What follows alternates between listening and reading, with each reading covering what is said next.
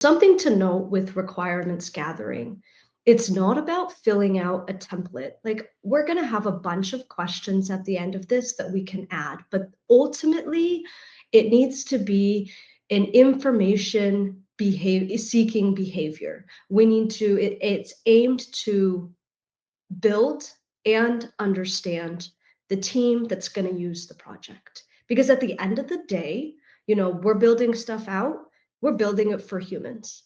We need to understand what's working well for them, how they interpret, what they look at when we're looking at Jira. As an admin, after a while, when you've built enough projects and you've been in the tool long enough, sometimes what becomes common knowledge and common sense for us, what we think is very straightforward, isn't straightforward.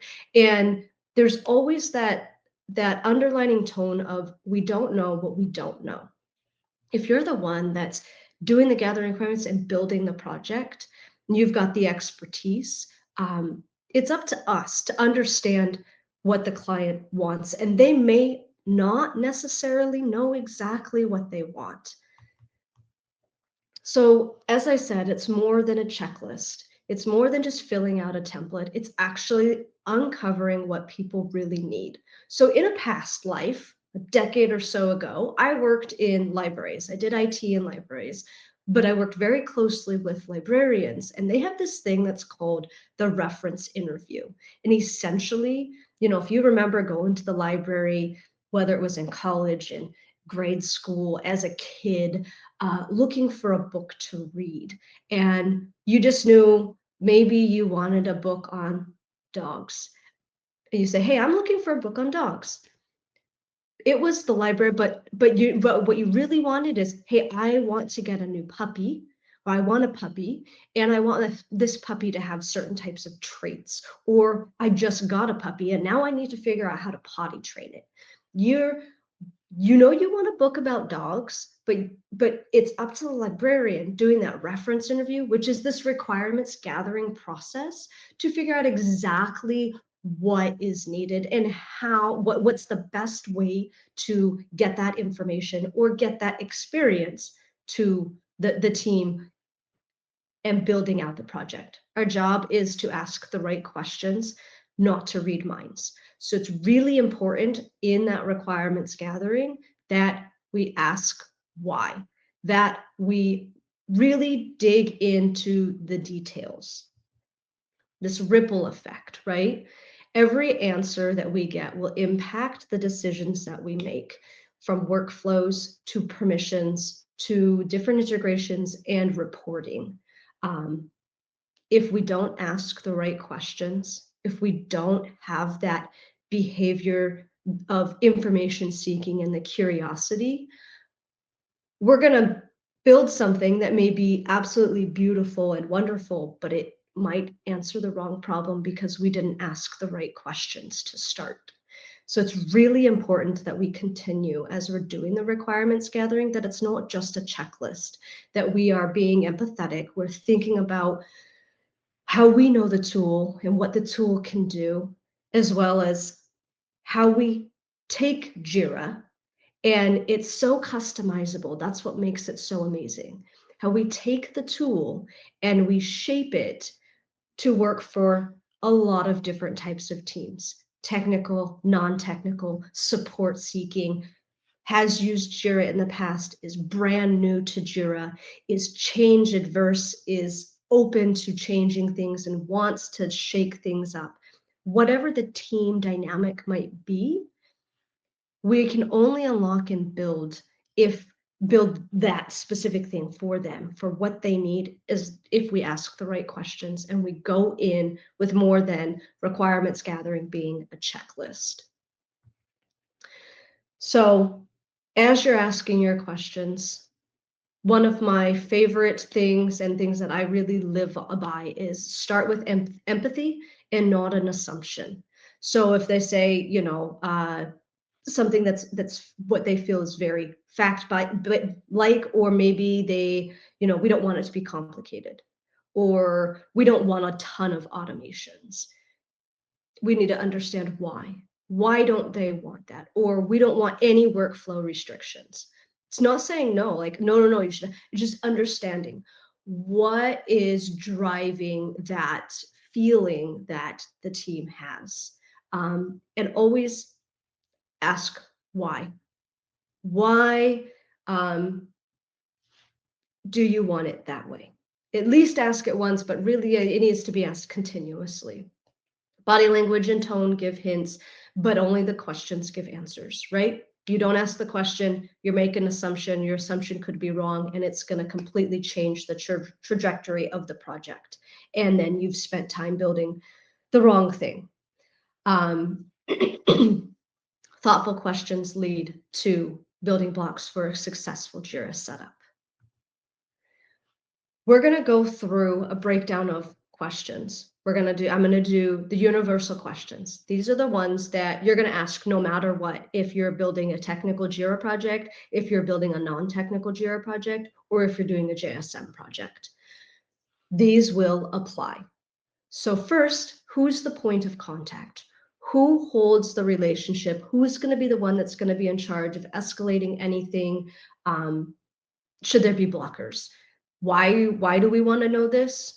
This might seem very, very clear, but it reduces confusion and ensures accountability. I like to have two. People take vacations. So if we're deep in the throes of work and we've got a blocker and our point of contact is on vacation, who's the backup? Who's the next person? So I always like to have at least 2 points of contact. What's the purpose of the project? This could be the name of the project. Not could be, this should be, help drive the name of the project. So understanding one, like, what's the purpose of this project? The project is existent so this team can manage their work. And so the executives can see the progress of the work being done.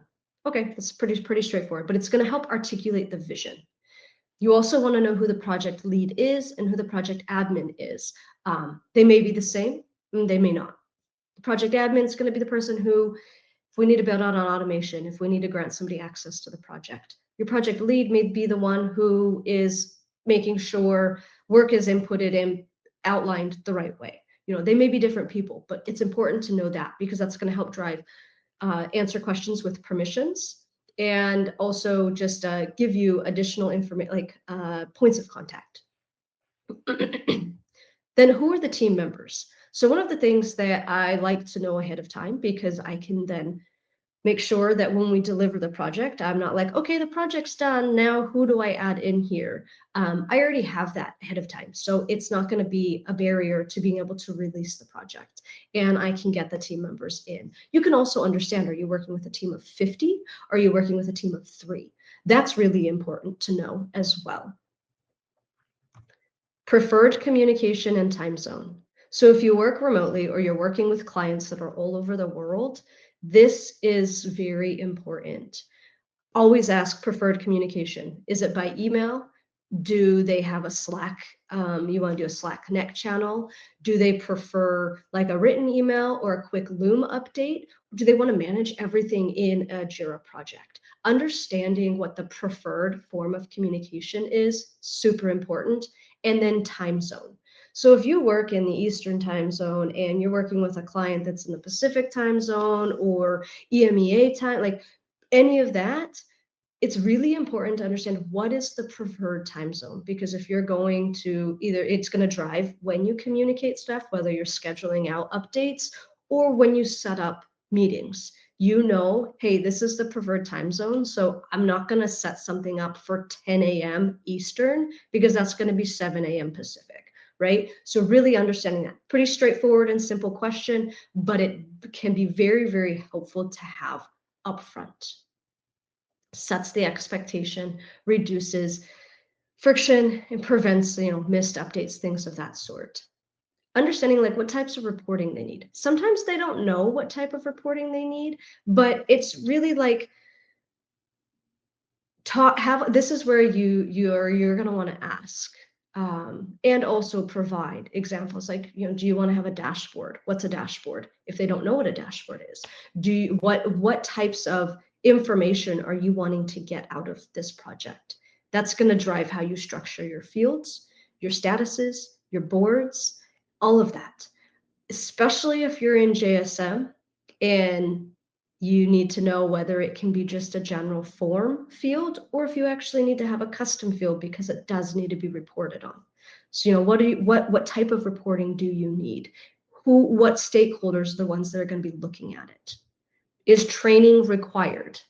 What are the training needs for both your Jira licensed individuals, the wider team, your admins, if it's JSM, your customers, as well as your agents? What type of training is required? That's going to help drive as you build your documentation, as well as the expectation into the project delivery dates. If you can build a project in a certain amount of time, but then you now need to work with schedules to set up training, and that training is very important to happen before the project can actually be used, that's going to affect your timeline. So find out what training requirements are and what is our experience with Jira. Is this a brand new tool to them? Are they moving from another tool that is similar, or is this completely new?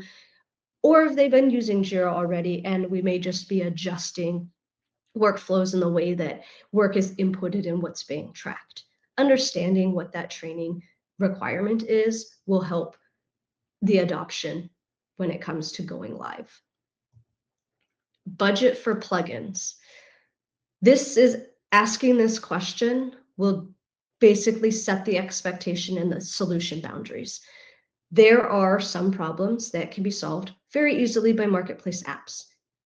And if there's a budget for that, then you can help reduce some of the native building that needs to happen if you understand, is there a budget for plugins? The build may not necessarily need a plugin, but if there's a budget for it, then you know, hey, this building it out natively is going to take us X amount of time. But there's a plugin that can cut that time substantially. This is what it's going to cost. If you know that there's a budget for it, then you can have that in mind as you're doing the design and the drive. Understanding current pain points. One thing that I would add to this is not only understanding what's frustrating them in their processes today, but also what's working really well. What do you see in your flow, in your process that is great or even good? It's not necessarily let's always focus on the bad, because if we also understand what works well, we can understand how the team is interacting with their work. If their workflow is great and that process is, that makes designing a workflow a lot easier. If the information or how they have reporting is great, then you can take that and replicate it. So understanding not only what's not working, but also what is working is really important information. Obviously, at the end of the day, we want to know from a customer, how do you define this project as a success? How will you know that the project is working? Is it adoption rate if it's a JSM? Is it, the workflows are set up the right way, reporting is giving visibility into what you want? This is what anchors the requirements and the rest of the things that we get to success. So it's not like everything's not just features, it becomes, the outcomes. And knowing that definition is incredibly important. Appetite for change. How open is the team to changing their processes versus just replicating them? So if something has been done in a certain way, just due to maybe they're working in a tool that has limitations, and moving to Jira will change that because maybe Jira has built-in functionality that they didn't have before. Understanding the team's appetite for change will drive not only is the project a success, but how you present, what you prepare for, and making sure that what you're building in, if they are resistant to change, understanding why the change needs to happen, but also learning why a team is adverse to change. Sometimes The adversement to change is just fear. They don't understand. They don't know. It's scary. If you understand that they are adverse to change and why they're adverse to change, and you present it with, you go into it asking that with empathy of like, I want to understand this so that I know how to better prepare you for success. That's important. And then one, I would have moved this up as I introduced it, but privacy restrictions. This is going to drive your permissions. This is going to drive how you set up access to a project. Are there privacy restrictions? Do you have projects that you're building that are legal or have HIPAA compliance or things of that sort? Understanding that, like, that's going to apply no matter what type of project you're doing. So knowing like, hey, do you want your whole company to be able to look into projects? Do you want them all to have the ability to browse them, but not necessarily add to them? Or do you want them to be able to create in every project that exists? Or does it need to be pretty siloed and have barriers to access?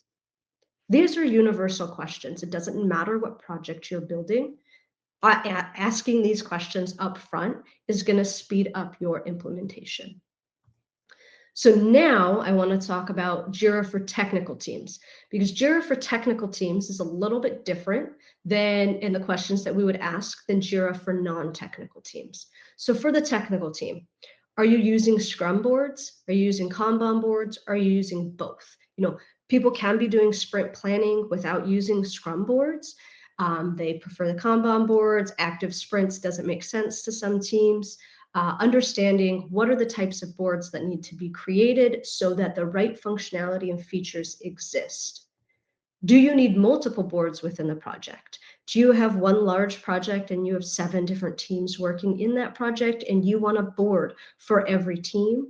Or do you want a board per squad, per epic? What is that need? Do you need multiple boards and how does that break down? Sometimes when I ask this question, do you need multiple boards? Are we breaking work down by teams? It sometimes leads to, oh, maybe we actually need multiple projects, and rather than having 15 different boards. Sometimes it is 15 different boards and each team just stars and watches their own board. And that's fine. Knowing if there's multiple boards, then you're going to ask, okay, who are the board administrators for that? It leads to other questions. Workflow states. What are the must-have workflow statuses and columns? So on the board, do you need just the generalized to do, in progress, done, and you're good with that? Or do you actually need to see when stuff is in development or when stuff is in a blocked state? Understanding not only the statuses of the workflows, do you have very specific statuses? Talking through the pros and cons of the specific statuses and understanding, is it really indeed a must-have, or can we have a more broad status and specify things in a different way? That's understanding the workflow needs from the start, very important. You don't know the workflow needs, you're going to get to a point of your development that you're going to get halted. You're going to be blocked. And it's totally okay to ask these questions and then have follow-up as you get closer to that development. But as long as you've asked it up front, we have some sort of definition and you've planted the seed of thought. So you're starting the team, your project leads, your customers are thinking about these details. Very important. How is work organized? Currently, the way that you're tracking your work, how are you breaking it down? This impacts both the way you set up the project, how you design like your work type hierarchy, custom fields that you're creating. Maybe you're creating components because of how they're breaking down work, but it also drives reporting needs and can feed into dashboard builds, things of that sort. So how is the work actually organized? And do you have it also leads into that workflow state, right? If you've got it organized and that breakdown, well, does the task have a different workflow setup and expected process than the story or the epic? Things of that sort. Are you doing release tracking, backlog? Now, if you're doing a Kanban board, you don't always have a backlog. You've got to set up the backlog. So it's important to understand what is that backlog, if the team has it, and do they want the actual physical backlog, or do they just care to have a column in the Kanban board? Scrum by default will come with that backlog. That's a default functionality for that type of board. But understanding how they're doing their release tracking, do we need to set up versions for them? Is that something that we need to consider and make sure that those fields exist on the work types, as well as reporting, introducing the types of reportings that you can get from version and releasing. What are the required integrations? Now, this is a question that you can actually ask at the universal level. If there are special integrations that you have, like, are you using Jira? Is it replacing something? Is it in complementary with something? Does it, all these integrations, that's something that you can add at the universal level. It's not just for the Jira technical teams, but knowing both at the universal level, what other tools do you integrate into, or you want to integrate into Jira? And then at the technical level, like, do we need to set up the development tools? Are you using GitHub? Things of that sort, knowing what those are. Key reports. So what type of technical reports are needed? How many of those are default? This is going to lead to training.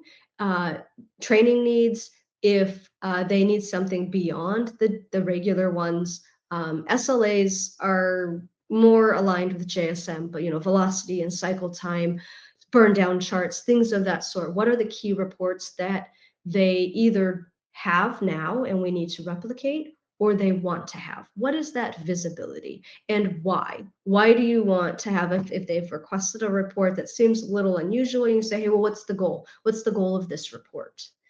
So that we can make sure that when we build it, that goal is being satisfied. Ask if there's any needed automation. Is there stuff that they're doing manually that you want to be automated, like transitioning when there's a PR merge, assigning by a component that for an issue that gets created, escalating if it's been unassigned for a certain amount of time. Plethora of different automation rules. This is a question that will require interacting with your client, your customer, with the team that you're building the project for, explaining what automations can look like. Because again, you don't know what you don't know.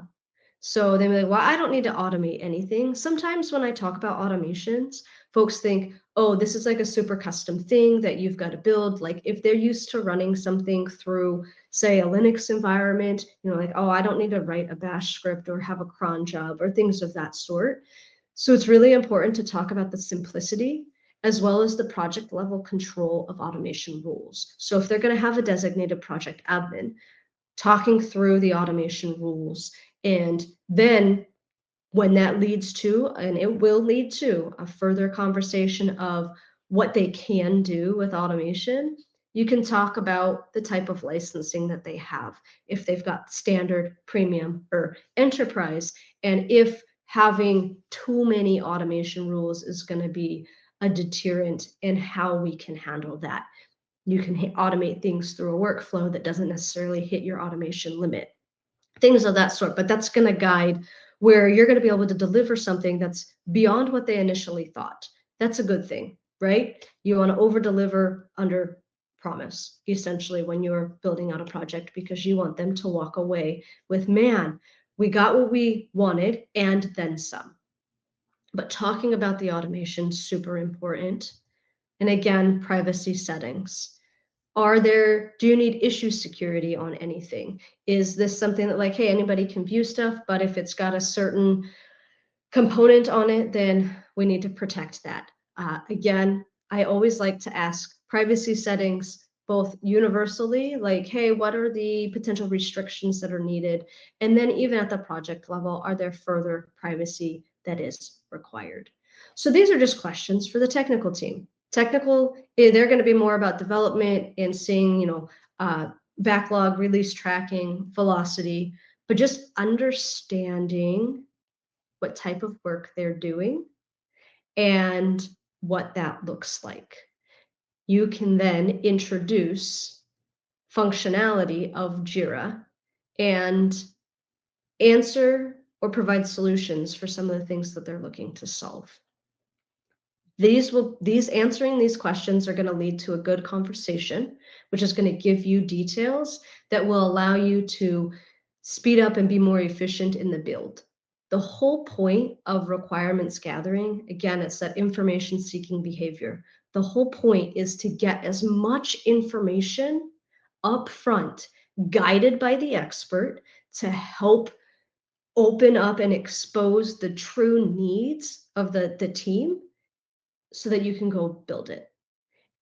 Or you can help guide somebody on how to build it if you're doing a strategy. That is the whole point for doing your requirements gathering. It's not a checklist. It's understanding what the needs are, helping explain any ambiguity, exposing functionality of Jira to a team so that they can think beyond their initial, limits, and getting your team the most information for being able to just hit the ground running.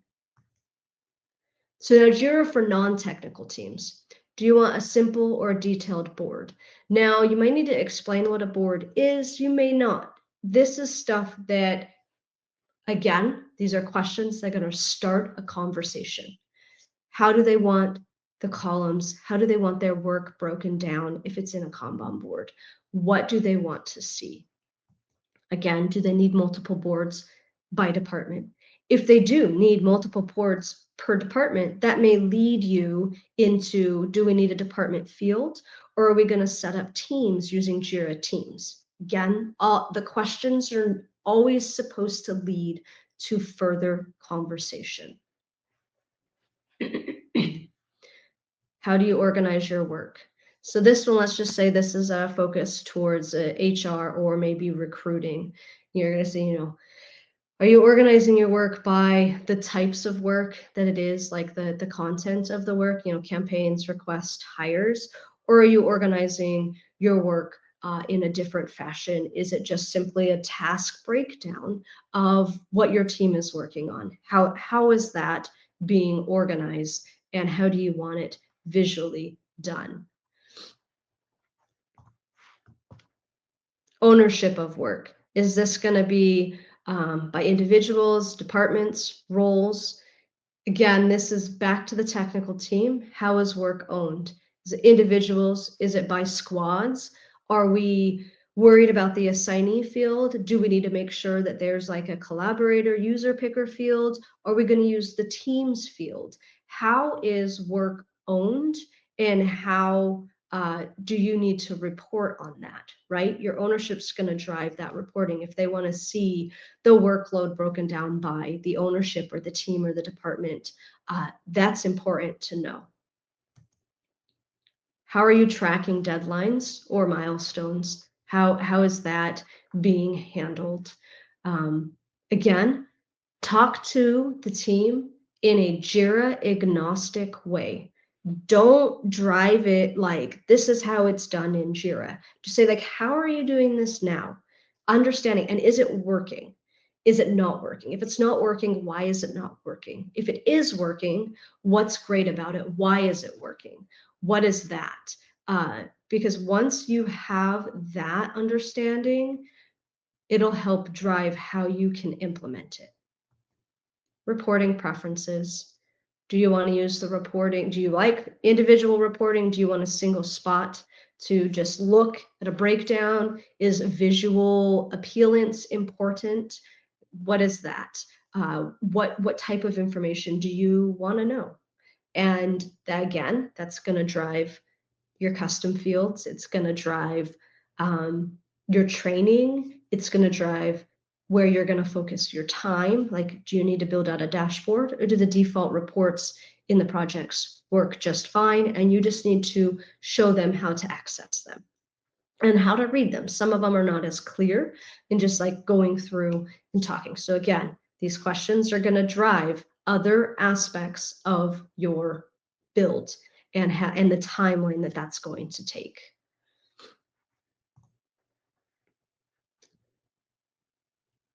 Plain language labels. Now, this is going to be really more on the how is your team.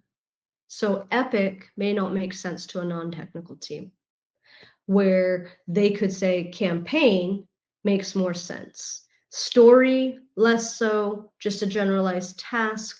Understanding the team's general vernacular can drive as well how you customize what's shown. So whether it's you're gonna group things in a board by a label that is plain language, or you're gonna have a work type that instead of epic, you're using a project, or you're using different terminology for your work types.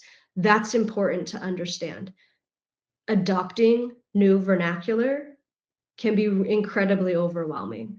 If you have been in Jira for a minute, or even if you're new to Jira, this last year, they've changed a lot of things.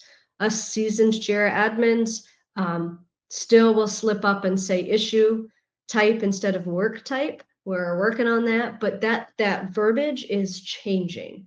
Adopting a new language can be incredibly overwhelming if the tool is already brand new, or it's just something that people are afraid of using. Maybe the company's been using Jira for a minute, but now we have another team that is maybe a non-technical team, and they're going to use Jira, and Jira is using vernacular that is completely foreign to them. That's going to make the adoption even more overwhelming. So having the empathy for the team and knowing where they're coming from, and knowing what Jira is to them and what this project is to them, from not just hey, this is what we're going to get, but like, this is new and potentially scary.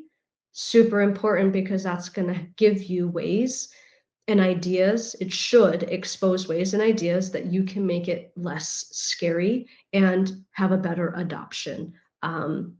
Super important, because at the end of the day, you're building for a human. You're not just building a list out and saying, okay, here you go. Like, somebody's going to use it, and we want them to understand how to use it.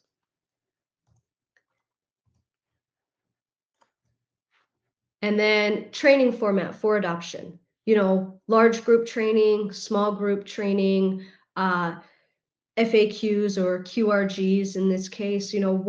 How does this team learn best? That's going to be really helpful, just so when you plan out the training, if they're like, we want 2 sessions with, half and half, maybe it's a team of 50, so you're going to do 2 sessions of 25. Okay, that you can knock out in 1 or 2 days, and you can plan it accordingly. If they want small trainings done for each team, say, they do need multiple boards, because within this one project, they're going to have 5 departments in there, or 5 different squads doing work, and each one is doing a little bit different of a work, or how they're working on the stuff that's in the project. Their approach to it is different, and so they want instead you to do training for each individual team, and now you're looking at 5 training sessions. Knowing what that format for adoption is. Also, is it a combination of recorded videos, live trainings? Is it just QRGs and 101 documents?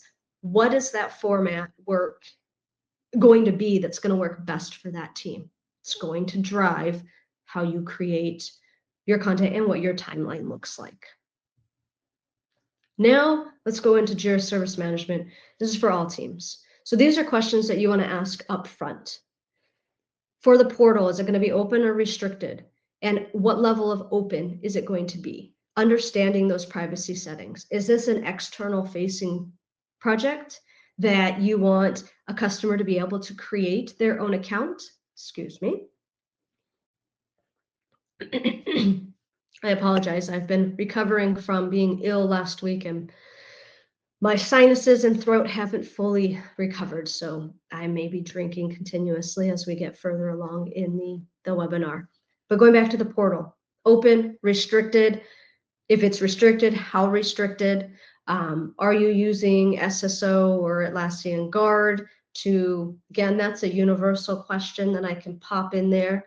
Are you using that to set licensing and access, right? So understanding who's using the portal, who's using the JSM project, how are we defining who can submit what? Do you want them to be able to create their own accounts? Things of that sort.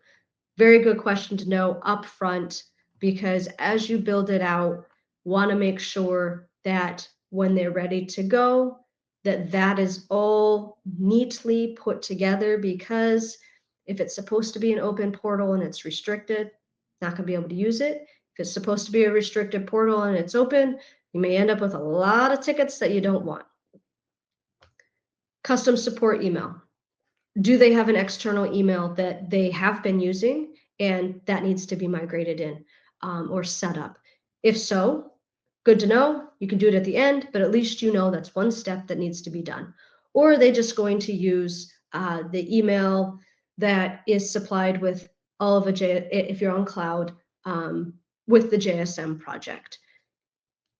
If they have multiple support emails, what does that look like? Asking that question, opening that conversation.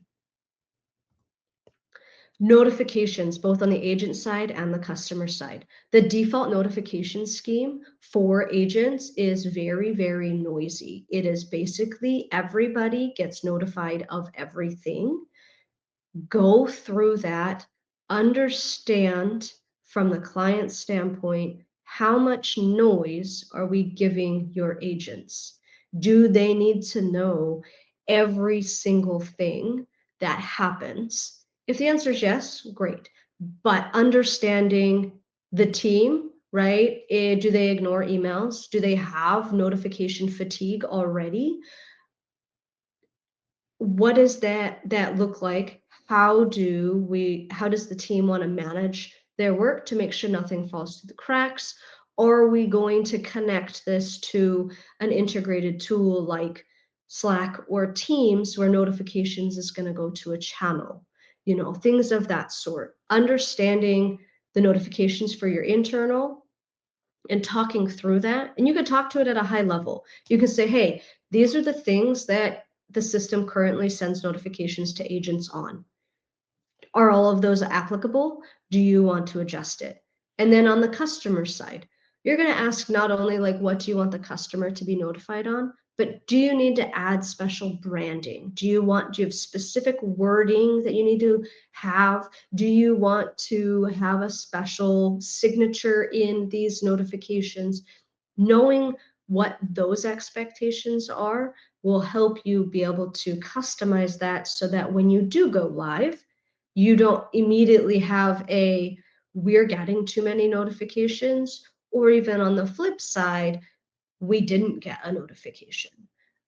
Understanding that. So that's a question I always ask up front in the requirements gathering. And it doesn't have to be Jira specific. It could be just a conversation of, do you want them to get a lot of notifications? Do you want them to be notified of every little thing, or not so much? And then do you have do you want to, or do you have custom branding that needs to be included in notifications that go out to your users or customers?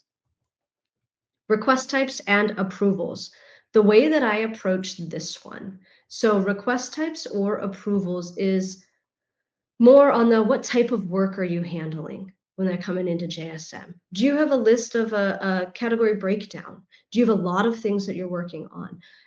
What does that necessarily look like? Again, it's starting the conversation. Introducing how you can break down work, what that means, pros and cons to it. The approvals, I always like to phrase this, is there any work that comes in to your team that requires the approval of another person before work can happen on it, before anything should be done on it? Prime example, hardware requests, right? Travel requests. certain purchase requests, things of that sort. So is there anything that requires an approval? Because if the answer is yes, then you need to have multiple workflows to handle approvals and non-approvals. Are you going to be doing something more than just providing support? Are you going to be handling incidences?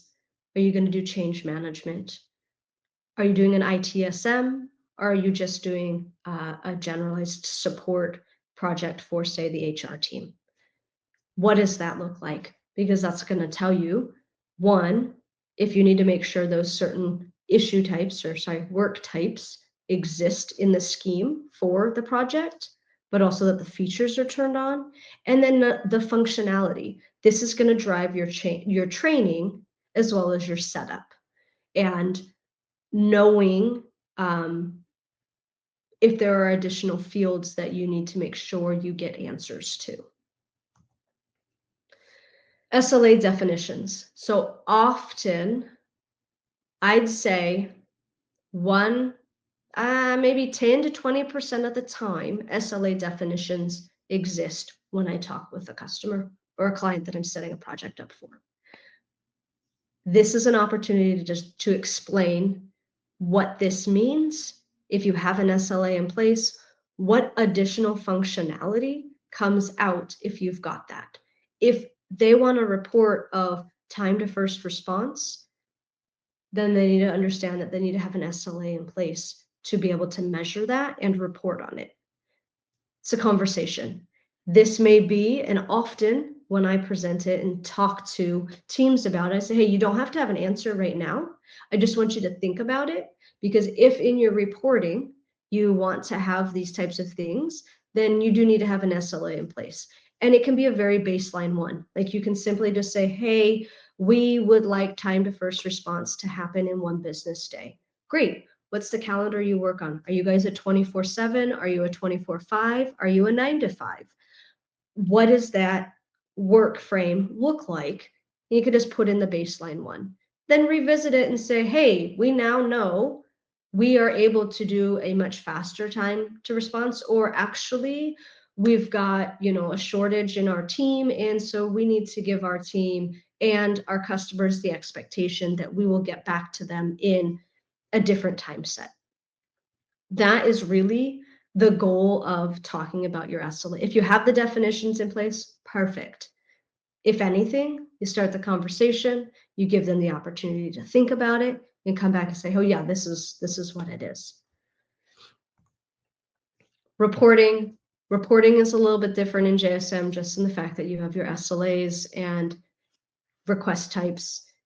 You can do your volume, but it's just understanding what types of reports do you need and how do you want them delivered? Do you want them as a dashboard? Do you want to know when SLAs have breached? Do you want workload reports, building special reports directly within the JSM?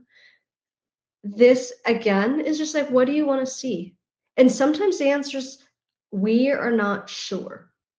So it's always good to have kind of here's some generalized good reporting to start from, visibility, and presenting with that. But it's again a conversation.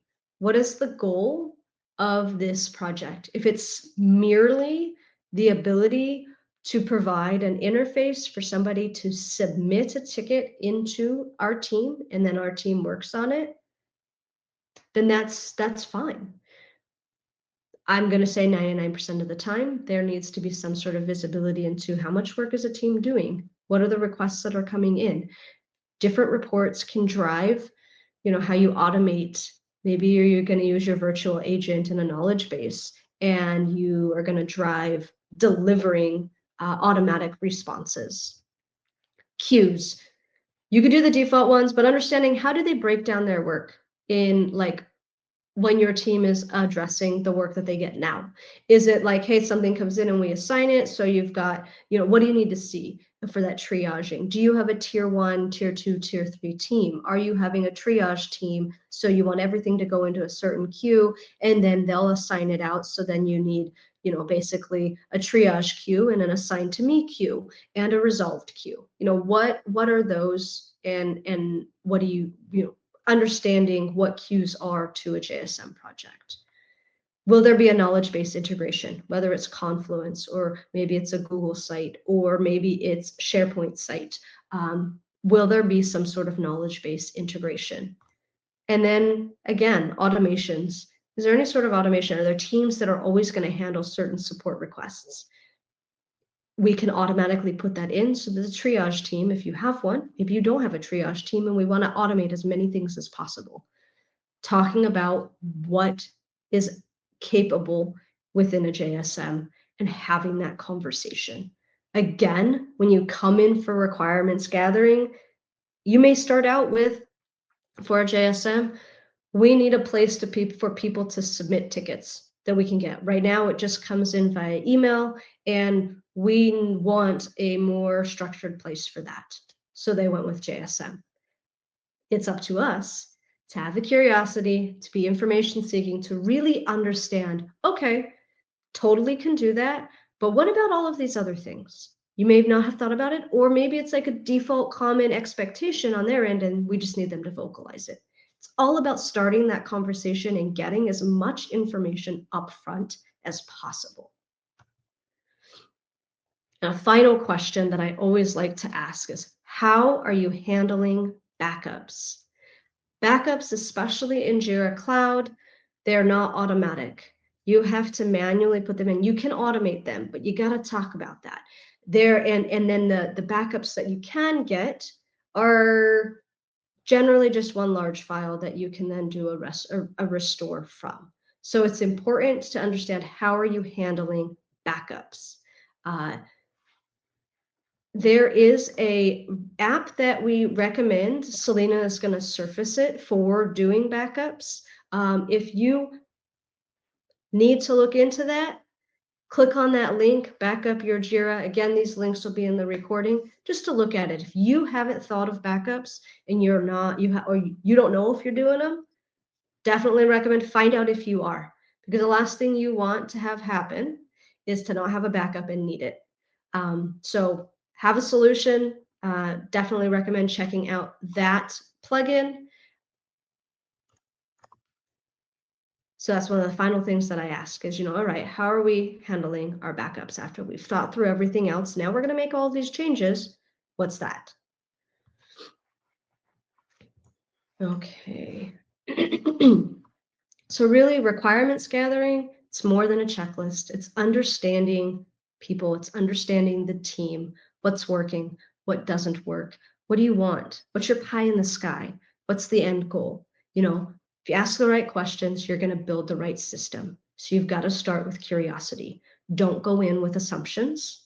Don't go in thinking, okay, I just need a workflow. So, okay, well, do you need a simplified workflow? Does your workflow need to be restricted? Does your team need to go through specific statuses before they can deploy something? Or do you want no restrictions and you just want a simplified workflow in the sense that every status can transition to every status? Totally fine, but understanding that, because if you assume, okay, they want a simplified workflow, they say, oh, I just need a workflow, it's no big deal, and you don't have the curiosity to find out what type of workflow, you're going to put in, say you put in a simplified workflow, you release the product, and they're like, okay, our reporting is awful because we're unable to see what's actually in progress because folks are not moving tickets from the to-do to in progress states.